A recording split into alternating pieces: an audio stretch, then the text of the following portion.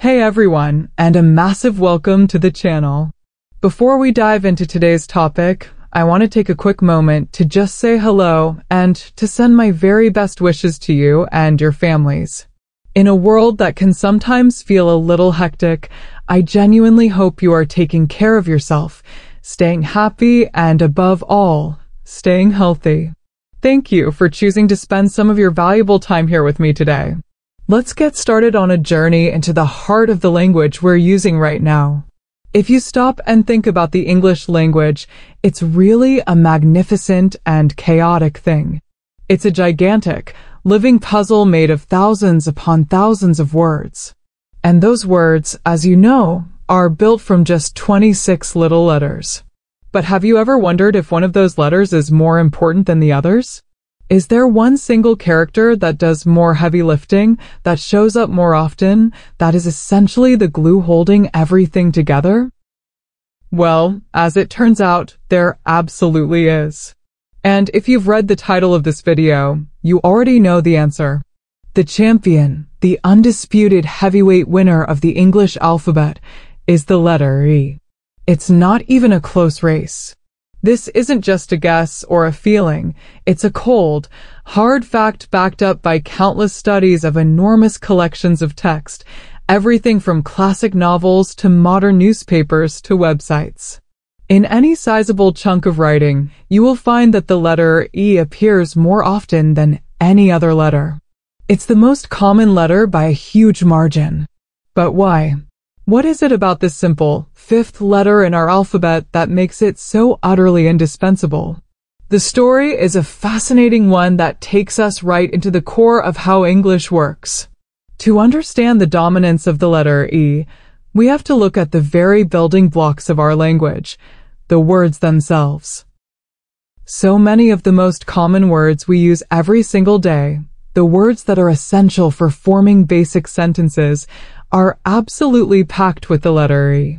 Just take a moment to think about the articles we use. The word that is arguably the most common word in the entire English language.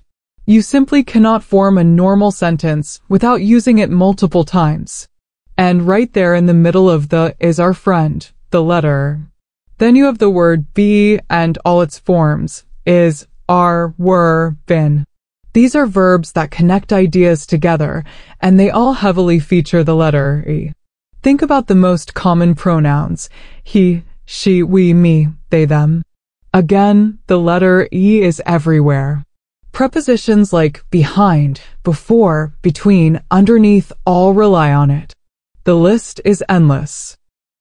These tiny, functional words are the mortar between the bricks of our more complex nouns and verbs, and they are used over and over and over again, each time pumping up the count for the letter E. But it goes far deeper than just these small words. The letter E has a special, almost magical job in English. It's a master of disguise that changes the sounds of other letters. This is a concept called a silent E or a magic E. You see this all the time in words that have a vowel, then a consonant, and then an E at the very end. That final E doesn't get pronounced itself, but it has the power to reach back into the word and tell the previous vowel to say its own name. Let me give you an example. Think of the word cap. The A in cap makes a short sound like ah. Now add a silent E to the end, and it becomes cape. Suddenly, that A isn't saying ah anymore, it's saying its own name, I. The E itself is silent, but it completely transformed the word and the sound of the vowel before it. This happens everywhere. Kit becomes kite. Not becomes note. Tim becomes time. Cub becomes cube. This powerful grammatical rule creates a massive number of words that end with the letter E, instantly boosting its frequency. Even in words where the E isn't strictly silent, it often forms a critical part of a vowel sound, like in words such as make or these, where the E is part of the team that creates the long vowel sound. Another huge reason for the letter E's popularity is its role in grammar, specifically in making words plural and turning verbs into past tense. For a vast number of nouns in English, the way you make them mean more than one is by adding an s or an es. And what sound do you usually hear at the end of those plurals? You hear a z sound or an is sound, both of which are represented in writing by adding letters that follow the core word. But more importantly, think of all the regular verbs. To put most verbs into the past tense, you add ed to the end. Walk becomes walked, talk becomes talked, look becomes looked. This cd ending is one of the most common grammatical suffixes in the entire language, and it adds the letter e to a colossal number of words. Even when the root word doesn't need the full ed, like in made or taken, the e is still there, deeply embedded in the structure of our verb forms. This grammatical necessity ensures that the letter E is scattered throughout nearly every paragraph of past tense storytelling or descriptive writing. We also can't ignore the simple fact that the sound the letter E makes is one of the most common and natural vowel sounds for humans to produce. Linguists call this sound the close mid-front unrounded vowel, but you can just think of it as the E sound in C or the S sound in bed. It's a vowel sound that is central to thousands of English words.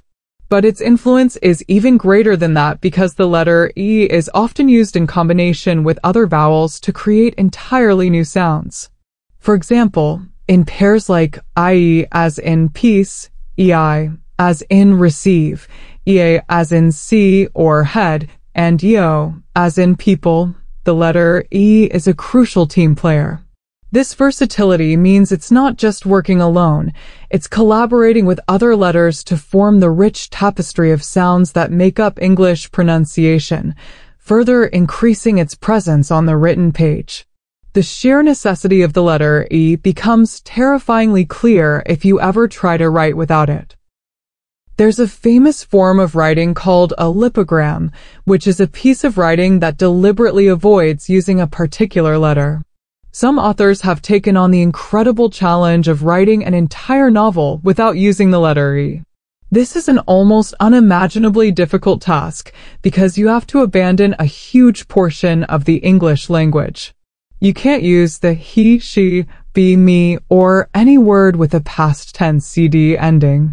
You have to constantly rethink and rephrase every single sentence. The most famous example is a novel called Gadsby by Ernest Vincent Wright, published in 1939. He literally tied down the E key on his typewriter to stop himself from using it. The book is over 50,000 words long, and not a single one contains the letter E. It's a stunning feat of creativity, but it also reads in a very strange and awkward way, proving just how fundamental this letter is to the normal flow and rhythm of our language. It's like trying to build a house without using nails. Possible, perhaps, but everything feels wobbly and unnatural. This reliance on the letter E isn't just a modern phenomenon. Its roots go all the way back to the history of the English language. English is a Germanic language at its heart, but it has been massively influenced by Latin and French, especially after the Norman conquest of England in 1066. When a huge wave of French vocabulary flooded into English, it brought with it countless words that ended in silent, es, a common feature in French. Words like language, example, voice, and peace all entered English with their final es intact.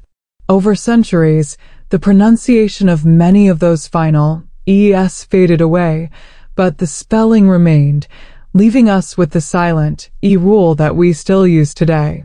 So, the historical journey of English, its mixing and melding with other languages, cemented the letter E into a position of supreme importance. The impact of the letter E being so common extends far beyond literature and into our daily lives in very practical ways. For people who work in fields like cryptography, the frequency of letters is everything. If you're trying to break a simple code where letters are substituted for other letters, the first thing you do is look for the most common symbol. In an English text, that symbol will almost certainly represent the letter E. This principle, called frequency analysis, is one of the oldest and most effective code-breaking tricks in the world, and it all hinges on the fact that E is the king of letters. It's also crucial for designers and engineers. Think about your keyboard layout. The most common layout is called QWERTY, and it was designed in the era of typewriters to actually slow typists down a little to prevent the mechanical keys from jamming. Even so, the letter E is one of the most accessible keys on the keyboard, right there on the home row under your strongest finger. Modern data compression algorithms also use this knowledge. They can save space by using shorter digital codes for the most common letters like E and longer codes for rarer letters like Z or Q, making the storage and transmission of text more efficient. So, every time you send a text message or save a document, the dominance of the letter E is quietly working in the background. It's a funny thing to ponder, but this one letter has even shaped our culture and expressions. The phrase, the most common letter, almost always refers to E. It's the answer to a classic trivia question. It's the first thing codebreakers look for. Its absence is a mark of a bizarre and challenging writing style. In a way, the letter E is the unsung hero of communication. We don't actively think about it as we read or write, but it's there, in every other word, doing the essential work of holding our sentences together, modifying sounds, and defining our grammar. It is the workhorse of the alphabet. It's not the flashy X or the mysterious Z. It's the reliable, humble, and incredibly powerful E. Without it, our language would simply collapse. It would be a confusing jumble of words that are hard to distinguish and sentences that are impossible to structure. So, the next time you read a book, a news article, or even the description on a video, just take a brief second to appreciate the sheer volume of little ES dancing across the page, doing their vital job without any fanfare. It truly is the most used letter for a reason, and that reason is woven into the very fabric of everything we say and write. It's a small key that unlocks the entire language.